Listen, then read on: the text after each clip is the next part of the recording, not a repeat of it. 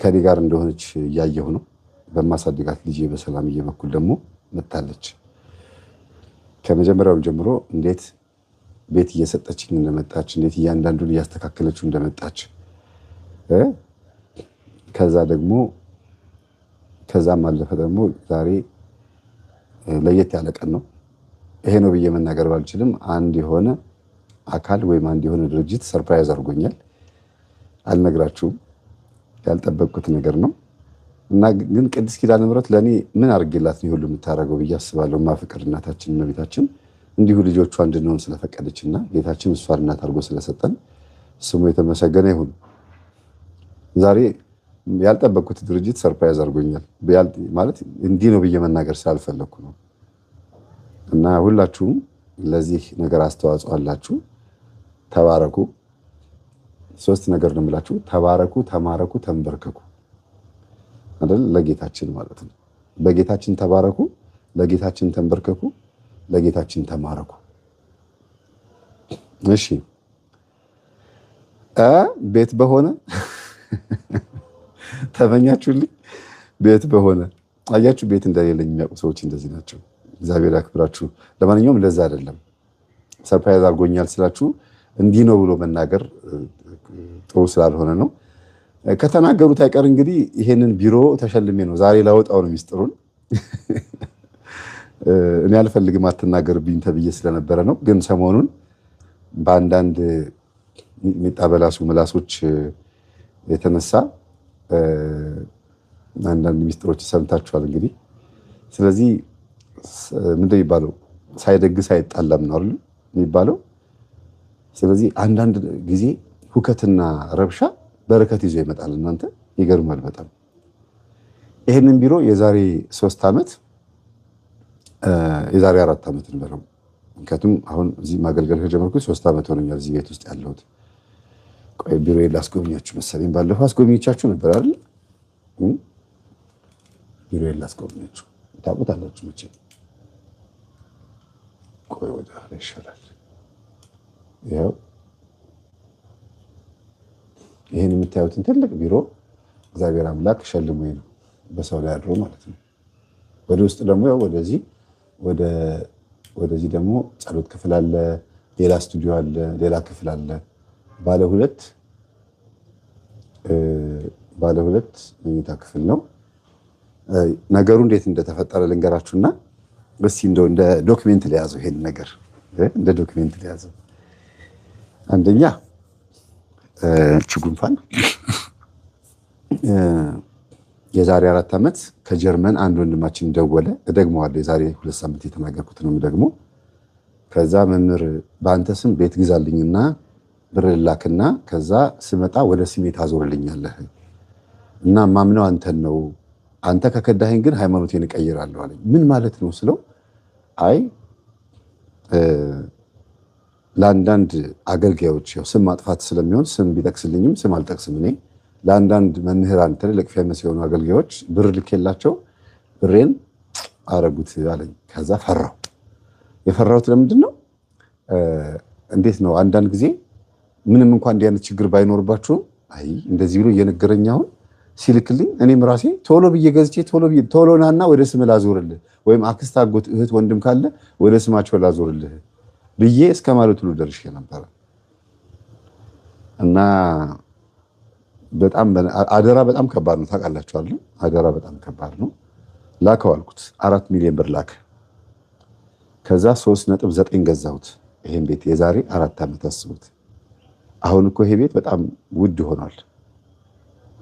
በዚህ ቤት ልበደርበት ብል ልሽጠው ብል ሌላ ቤት ጨምሬበት ሌላ ቤት መግዛት እችላለሁ። እኔ ግን ስቱዲዮ ነው፣ እንግዳ የምቀበልበት ነው፣ የቀረጻ ነው። ባለቤቴ በስቱዲዮ ከምትጉላላ በመኖሪያ ቤት ብንጉላላ ይሻለናል ብላ ነው እንጂ ይሄን መኖሪያ ቤት ልናደርገው አስበን ነበር ከነበረብኝ ችግር ሁኔታ ማለት ነው። አሁንም ተከራይ ነኝ እና ይሄ ሰው ቤቱን ከገዛሁኝ በኋላ ያው ይሄን እንዳነሳው ምክንያት የሆነኝ አብሮኝ የነበሩ ሰዎች ነበሩ። ከነዛ ውስጥ አንዱ ወንድሜ ታናሽ ወንድሜ ማለት ነው። ታናሽ ወንድሜ ዘረሰና ያበራ ይባላል። እንዲሁም እዚሁ ሰፈር ካሉት ውስጥ ጌቱ የሚባል ወይም ሴኮ ብለን የምንጠራው ወንድማችን መገናኛ 24 ቀበሌ ማለት ነው። በጣም መልካም የሆነ ሰው ነው። በዚህ አጋጣሚ ከሱ ጋር ሆነ እንዳያመልጥ ይሄ ቤት ብሎኝ ይሄን ቤት ገዛ። ከዛ ይሄን ቤት ሰውየው ሲመጣ ማስረከበው ቤት እንደሆነ አውቃለሁ፣ ግን ለስቱዲዮ እንዲመች አድርጌ ለቀረጻ እንዲመች አድርጌ መስራት እያሰብኩ እያለ ምን አለኝ፣ ቤቱን ከገዛኸው በኋላ ለስቱዲዮ እንዲመች አድርገህ ስራው አላለኝ ሰውየው።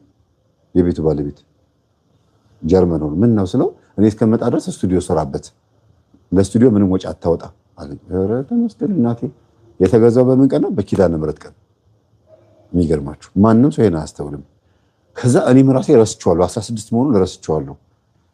በኋላ ዶክሜንቱን ሳይሆን እንዴ እመቤቴ አሁንም በ16 ነው ያጋዛሽኝ ያልኩኝ። በቃ ገረመኝ፣ አለቀስኩኝ። መቼ ነው ያየሁት ይሄንን? ቤቱ ላንተ ነው ተብዬ ከተነገረኝ በኋላ እህቱን ወንድሞቹ ምናምን ጠርቶ እንደዚህ ሰብስቦ አመጣቸው። በሩ ተከፈተ። መምህር ውጭ ያለው የገሌ ወንድምና እህቶች ነን አሉኝ። ግቡ ግቡ፣ እንዴ እናንተማ ቤታችሁ ነው፣ ይሄ እኮ የወንድማችሁ ቤት ነው ብዬ አልኳቸውና ገቡ። ከዛ ቷ አረጉና የሆነ ይሄ እንደዚህ የልደት ጊዜ የሚፈነዳል አይደል? እንኳን ደስ አለህ አይነት ነገር፣ ቤቱ ያንተ ነው ሸልመዋል አሉኝ። ምን አድርጌለት አልኳቸው። ከምን ጉድ እንዳወጣኸው አሁን በስልክ ደውሎ ይነግርሃል አሉኝ። ከዛ ይሄ ራሱ ገጠመኝ አይደል ቤተሰቦች?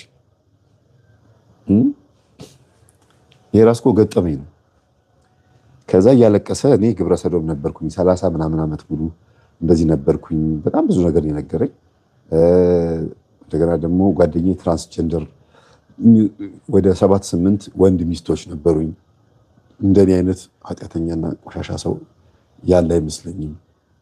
እና ከኔም አልፌ ጓደኞቼን ሁሉ እንዳለ ወደ 10 ምናምን የሆኑ ጓደኞቼን የመመገማን ትምህርት እንዲከታተሉና ከዚህ ኃጢአት እንዲወጡ አድርጌያለሁ። ከኔም አልፌ በአንተ ትምህርት ደግሞ ብዙ ነገር ተለውጫለሁ። እና ለዚህ ባለ 3 መኝታ ነበር። እኔ እንዲያውም ጨምሬልህ 5 ሚሊዮን 6 ሚሊዮን አድርጌው ባለ 3 መኝታ እንድትገዛ ነበር የፈለኩት። ግን ይሄ ለስቱዲዮ አይበቃኝም፣ ይበቃኛል ብለህ አንተ ራስህ ነገር በቃ ብዬ ተለቃቅሰን በጣም አመሰግናለሁ ብዬ ቤቱን ተሸለምኩኝ። ከዛ በኋላ ለህዝቡ ይፋ አደርጋለሁ ስል ምቀኛ ይነሳብሃል። ቤቱን ተሸለም ያለው አትበል፣ እንደዚህ ነው አውቆ ነው ራሱ ገዝቶ ነው ይሉሃል ምናምን ሲለኝ እሺ ብዬ ተውኩት። ግን ይሄን የመሰለ ሰርፕራይዝ ሳልናገር 3 ዓመት የተቀመጥኩት በወንድማችን በራሱ ፍቃድ እንጂ እኔ ብናገረው ደስ ይለኝ ነበር። አንደኛ ዩቲዩብ ይከፍለኛል፣ ቤት መግዛት እችላለሁ። ግን ዩቲዩብ የሚከፍለኝን ግማሹን ገንዘብ ለእርዳታ ነው የማደርገው። የቤት ኪራይ አለ፣ የተለያየ አስቤዛ አለ። በጣም ብዙ ሰዎችን ማገዝበት ገንዘብ ስለሆነ እኔ እጅ ላይ የምትተርፈው ምን እንደሆነች ሳስባት እግዚአብሔር ለካ በጎን በኩል እንደዚህ ክሶኛል። ስቱዲዮ በኖረኝ ቤት በኖረኝ ብዬ ሳስብ በቃ ቆይ እንዳትጉላላ፣ ቢሮ እንዳትጉላላ፣ አንድ ቦታ ሴንተር የሆነ ቦታ ያደኩበት ሰፈር አለና ያደኩበት ሰፈር ቢሮ ሰጠኝ እግዚአብሔር ማለት ነው። አያችሁ፣ ይሄ ትልቅ ነገር ነው አይደል?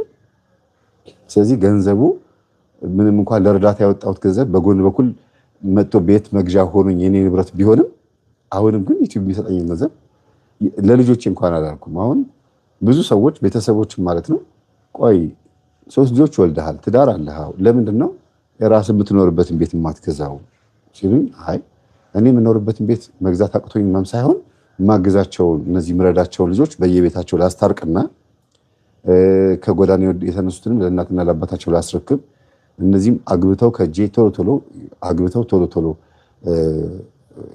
ቦታቸውን ላስይዝና 2019 ላይ እንደዛ አስቤያለሁ ብዬ እያለሁ ባለሁበት ሰዓት ነው እንግዲህ ይሄ ነገር መጥቶ መምህር ተስፋዬ 9 ክፍል ቤት አለው ምናምን ተብሎ በእሌኒ በኩል ሲወራ ጥሩ ተመኝተሽልኝ አመሰግናለሁ፣ እግዚአብሔር ይስጥሽ፣ ጥሩ የተመኘሽልኝ ብዬ በጣም ደስ ብሎኝ እንግዲህ እንደዛ ልገዛ ይሆን አላውቅም። 9 ክፍል ያለው ቤት በህልም ነው በእውን አስቡት፣ የሌለውን ማለት ነው።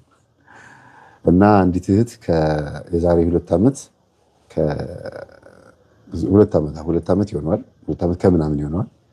እኔ የቤት ኪራይ እከፍልልሃለሁ፣ ቆንጆ ቤት ግቢ ያለው ቤት ተከራይና በወር እኔ እከፍልልሃለሁ፣ ትንሽ ልጆችህን ደህና ትምህርት ቤት አስተምራቸው፣ ከእህቶቼ ጋር እንተጋገዛለን ብለው ሲሉኝ ኧረ በጣም ደስ ይላል ብዬ እሷ የተከራየችልኝ ቤት ታይቶ ነው እንግዲህ መምህር ተስፋዬ ቤት ገዛ የተባለው።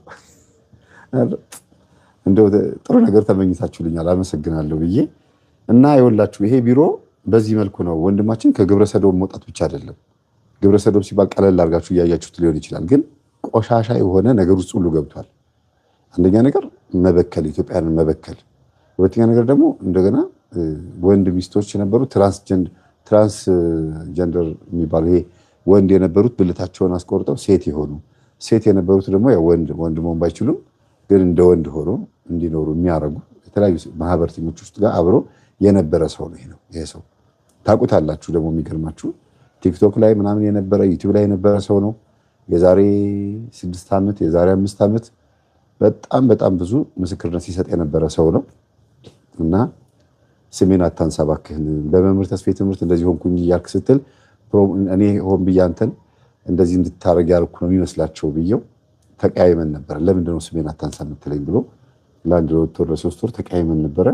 እሱ ያበጠ ፈንዳ ብሎ ወጥቶ በድምፅ በምናምን ሲመሰክር ነበር ይሄን ቤት የሸለመኝ ሰው እና እስቲ ሁላችሁም ወንድማችንን አመስግኑልኝ። እውነት ሌላ ምን ልል እችላለሁ? እና ይሄ አሁን እየኖርኩ ያለሁትን ኑሮ ሰላሜን ማለት ነው። ሰላሜን ለእናንተ የሚስጣችሁ። እኔ ሰላማዊ የሆነ ህይወት ነው እየኖርኩ ያለሁት። ለምን? አንደኛ አጋንንት ተባሮልኛል፣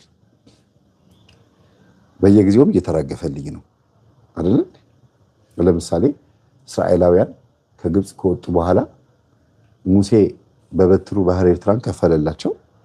ያንን በግ በልተው በበራቸው ላይ ደም ቀብተው ክርስቲያን ማን ነው እግዚአብሔር ህዝቦች መሆናቸውን አሳይተው ተሻገሩ። ከዛ በኋላ ግን የ40 ቀን ጉዞ ይጠብቃቸው ነበረ። ምንም እንኳን ነፃ ወጥታችኋል ተብሎ ኤክሶደስ ወይም ዘጸአት ወይም መሻገር መውጣት ተብሎ ቢነገርላቸውም ከተሻገሩ በኋላ ግን ወደ ተስፋይቱ ምድር ለመግባት ወደ ከነዓን ለመግባት ማርና ወተት ወደምታፈሰው ምድር ለመግባት ደግሞ ገና በረሃውን መጓዝ ነበረባቸው። ዛሬም እኛ ክርስቶስ ነፃ አውጥቶናል አድኖናል ብለን ይህችን ቃል እንዳትረሱ። ከፕሮቴስታንቶች ከመናፍቃን ወይም ደግሞ ከሌላ እምነት ተከታዮች የሚለየን እኛ ኦርቶዶክሳውያን ትልቁ ነገራችን ይሄ ነው። ድነናል፣ እየዳንን ነው፣ እንድናለን ብለን ነው የምንለው ከዚህ የተነሳ ነው።